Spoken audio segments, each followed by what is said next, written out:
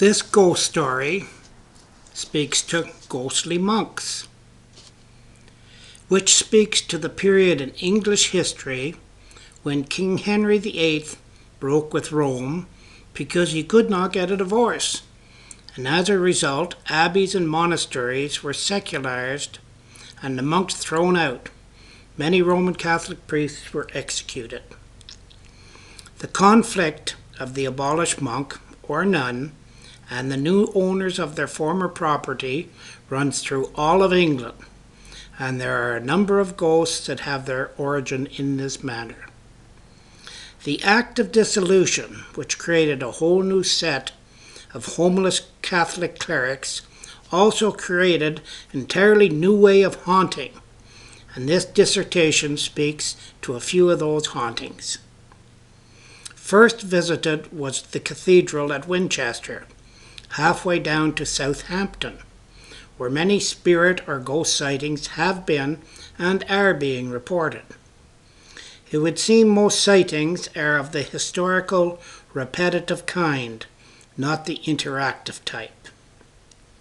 An amateur photographer thought he was photographing empty choir stalls inside Winchester Cathedral, but when developed, the pictures came out with 13 people sitting in the stalls, most of them dressed in medieval costume.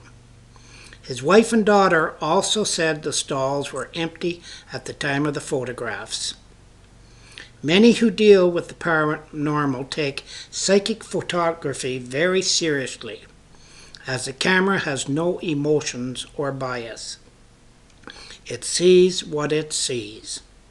If ghostly impressions on the film are emotionally triggered, electrical impulses in nature, it seems conceivable that a sensitive film or disc inside a camera may record it.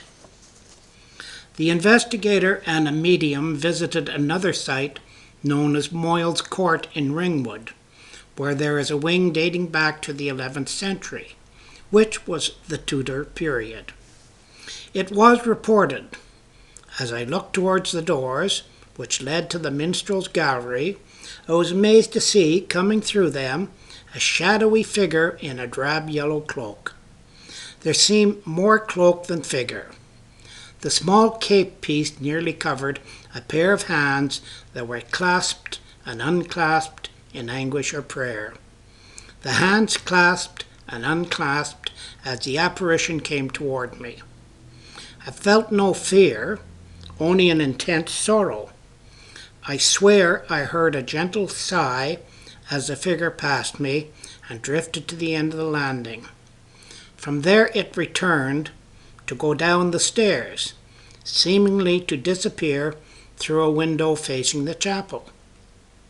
It is thought that this is the ghost of Dame Lyle, who was executed by hanging for the crime of giving refuge to two fugitives, but really was executed for her Puritan faith.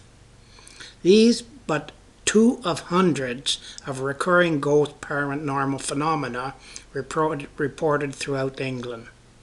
Both believers, atheists, and agnostics admit there are ghosts, but they do not admit to their belief in what is a ghost.